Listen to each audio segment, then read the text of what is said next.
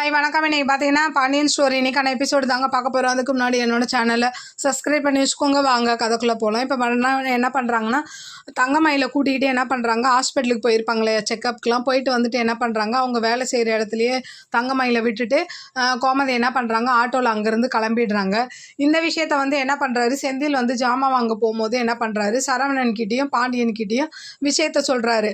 இந்த மாதிரி அம்மாவை அண்ணியை கூப்பிட்டு ஹாஸ்பிட்டலுக்கு போயிட்டு வந்திருக்காங்க அப்படின்னு. அப்போ சரவணன் கேட்குறாரு, இந்த விஷயம் உனக்கு எப்படி தெரியணும் போது, இல்லை மீனா தாண்டா ஃபோன் போட்டு சொன்னான் அப்படின்ற மாதிரி சொல்ல, உடனே என்ன பண்ணுறாரு இவர், நான் டெலிவரி கொடுத்துட்டு வரேன்னு சொல்லிட்டு என்ன பண்ணுறாரு, டெலிவரி கொடுத்துட்டு வீட்டுக்கு போகிறாரு. வீட்டுக்கு போயிட்டு அவங்க அம்மாவை பிடிச்சி கேட்குறாரு கோமதியை, இந்த மாதிரி உங்களை யார் அவளை ஹாஸ்பிட்டலுக்குலாம் கூப்பிட்டு போக சொன்னா, அவள் பண்ணதெல்லாம் நீங்கள் மறந்துட்டீங்களா அப்படி இப்படின்னு சத்தம் போட, அப்போ கோமதி சொல்கிறாங்க, ஒரு பொண்ணு செக்கப்புக்கு தனியாக போகிறது எவ்வளோ கஷ்டம் தெரியுமா, அதெல்லாம் நான் அனுபவிச்சிருக்கேன்டா அப்படி இப்படின்னு சொல்லும் போது, அப்போ என்ன நீங்கள் விட்டால் டெலிவரி வரைக்கும் பார்த்துப்பேன்னு சொல்கிறீங்களான்னும் போது, ஆமாண்டா நான் பார்த்துப்பேன்டா, உனக்கு என்னடா பிரச்சனை, நான் உன்னை கூப்பிட்டு போனேன் ஏதாவது சொன்னேன்னா, நீ வந்தியா சாப்பிட்டியா கிளம்புன்ற மாதிரி சாப்பாடை போட்டு அனுப்பி விடுறாங்க. அப்புறம் என்ன பண்ணுறாரு, இவர் பைக்கில் போயிட்டே இருக்கும்போது மீனாவை பார்க்குறாரு.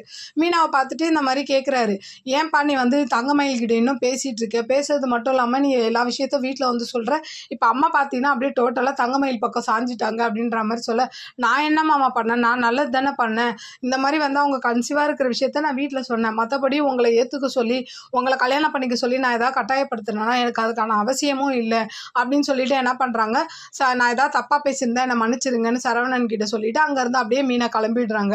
அடுத்த சீன் என்ன ஆகுதுன்னா, ராஜ் அவங்க அப்பாவை பார்க்கணுன்ற மாதிரி சொல்ல, அப்போ கோமதி சொல்கிறாங்க, இரு மாமா வரட்டும் நம்ம கேட்டுட்டு போகலான்ற மாதிரி சொல்கிறாங்க. அப்படியே இன்னைக்கான எபிசோடு முடியுது. பார்க்கலாம் நாளைக்கு என்ன நடக்குதுன்னு பார்த்துட்டு நான் உங்களுக்கு ரிவ்யூ கொடுக்குறேன். என்னோட சேனல் பிடிச்சிருந்தா லைக் பண்ணுங்கள், ஷேர் பண்ணுங்கள், கமெண்ட் பண்ணுங்கள், என்னோட சேனலை சப்ஸ்கிரைப் பண்ணி சப்போர்ட் பண்ணுங்கள். நன்றி, வணக்கம், பாய்.